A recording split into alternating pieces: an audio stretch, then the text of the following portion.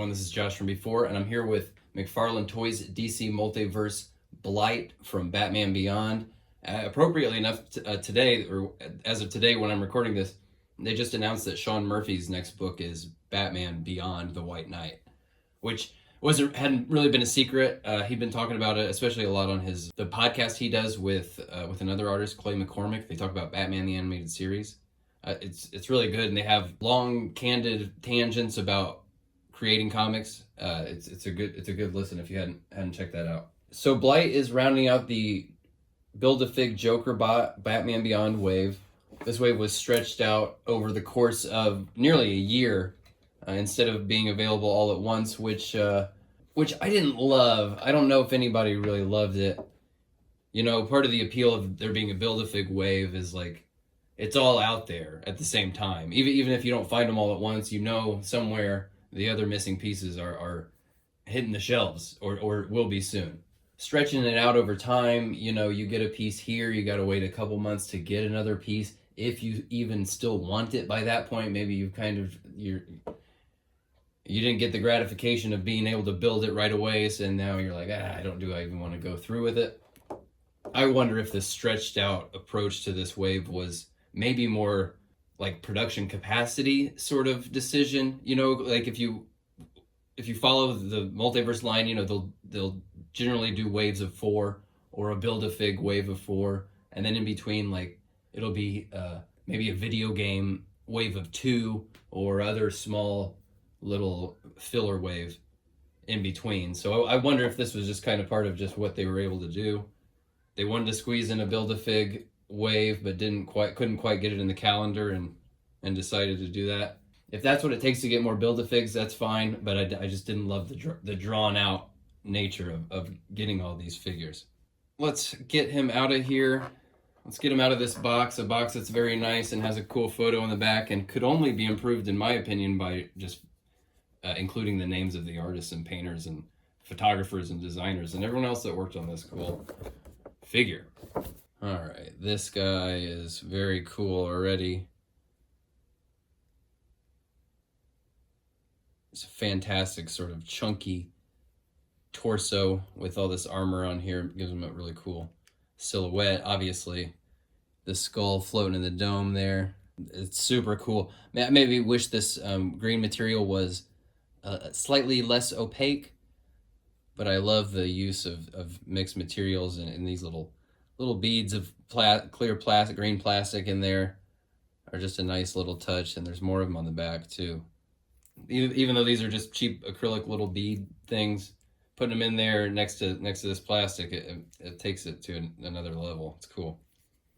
Really love the colors here. This bodysuit with this texture on it, it's like a lavender kind of, in the lavender family. He's got these armor pieces on him that are like a anthracite, like coal gray, good contrast against that purpley lavender color.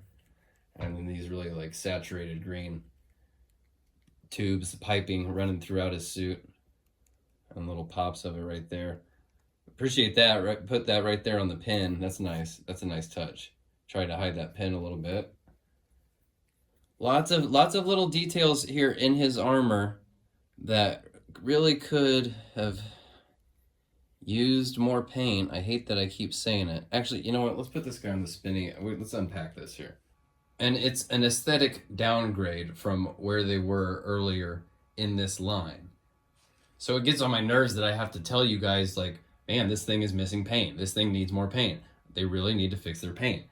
When what is on here looks really cool. And the prototype of this came out of the mold like in clear, undyed plastic. You know, so it's like when we say, yeah, there's no paint on it. Well, somebody still, you know, has to choose these colors and make it look good and try to use what pennies they have per figure on paint, where to put the paint and stuff. But something has got to happen because the diminished paint apps are an aesthetic downgrade. I just hate to see them hobbled by something like this. I just hate to see this really cool futuristic tubes and piping in here just not hit with any paint. Like they were obviously rendered with love. You know, little tiny details, clips, and on the pieces of armors and cutaways and stuff like that. they're dying to be hit. They're dying to be brought out. Let's talk about something good, because this guy's got a lot of great stuff going on. I mean, you can see right away he's got these long, skinny, kind of flared, very McFarlane legs. Again, love the use of clear. This actually comes out. This head, this chrome dome head thing comes out. That's really badass, actually. It's a little Futurama head in a jar thing, and then his vertebrae is like sticking up there when you pull his head off. That's awesome. So this spins. Again, it gets a little bit too opaque on the side, but man, I just love looking at his head under there. It's so cool. Really cool skull. His arms go up about here, and then they start running into some interference. You could tuck that up under there, but then it's got this little bead thing, so that's as high as he goes.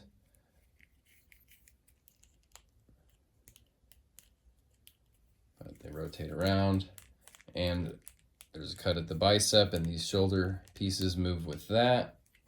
Double elbows are nice and tight. They're getting really good with their double elbow range, and it's starting to look a little bit better too. Some of the edges of the cuts are still a little severe and don't really blend nice, but I'm more prone to kind of judge it just based on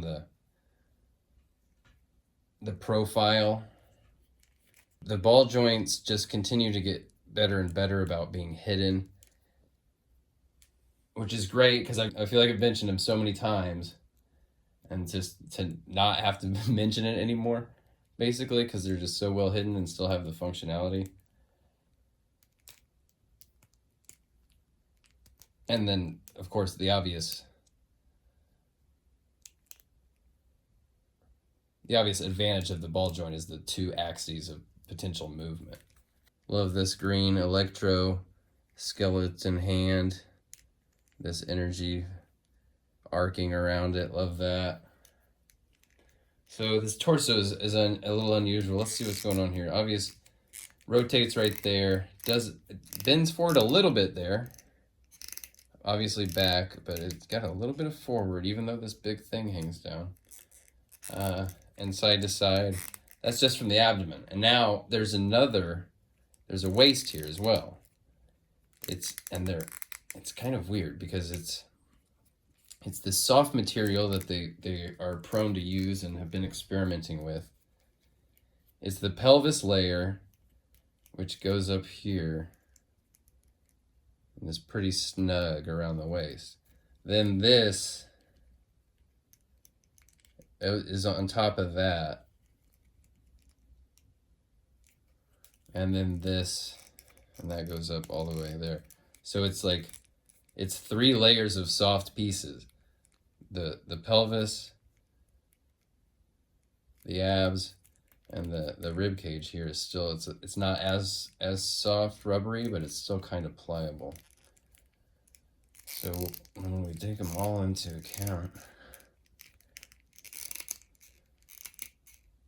he's even got some crunch despite having this thing hanging over. You start to get some gapping, but I mean,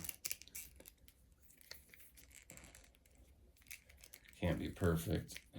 Did I show them rotating here? It's interesting. It's just been interesting to watch them continue to experiment with this material and try to come up with some cool, creative articulation solutions that have both form and function. And because he can get his legs all the way up in a sitting position. That hasn't really been the case up until these more recent waves. That's great too. Rotates there a little bit, gets more rotation as you lift up. Right up there from the hip. No thigh cuts needed. Not a huge bend at the knee despite double knees, I mean. Decent tooling there on the knee, but the ratchets are visible. And then I said the ball joints at the wrists were good, but these ankles are a little bit more obvious. But it's a huge range in them. The toe is always a great inclusion. Rotation there. Nice range, just a little loud on the ball joints there. Although I'm trying to, I guess maybe that pop of color isn't actually terrible in between the boots and this armor piece. Maybe it suggests that they're separate armor pieces by having that purple shine through. Either way, the ball joint's a little loud. He's got a great butt. Good looking butt. Here he is with the rest of the figures from this wave thus far. Really sharp looking group of figures here. And I'm not even a huge Batman Beyond fan or anything. I do feel like the Batman and Batwoman Beyond feel a little redundant because their costumes are so similar. Not much that can be done about that. And you know, I also feel like, I know they're not from the same thing, but that Omega kind of feels like a good companion for these guys too. The grid-like patterns and textures and piping and sleek, clean, smooth surfaces. Pretty rad looking group. And great accessories too. Another thing I don't get to say very often. Good accessories with every one of these guys. Now he comes with this alternate left hand. That's just another regular gloved hand. So that's nice that they give you the option of giving him just regular hands, or you can have this crazy demon skeleton electricity plasma.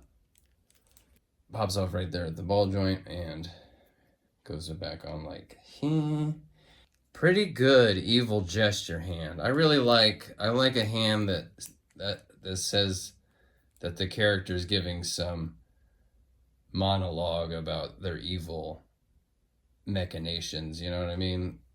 That's really satisfying for me. And actually, this is what I want to do. I don't know. I think that's how I'm gonna have to end up displaying them. It's the fun factor. It's important. These things are just fun to play with. You got to pick them up. You got to hold them in your hand to really get the full experience out of them. And he of course comes with the JokerBot's big mechanical bat wings, but those are gonna be. But JokerBot's gonna get his own video, so I will pull those out next time. For now, let's continue praying to Todd for more paint, and I will catch you guys in the next one. Thanks for watching. Bye.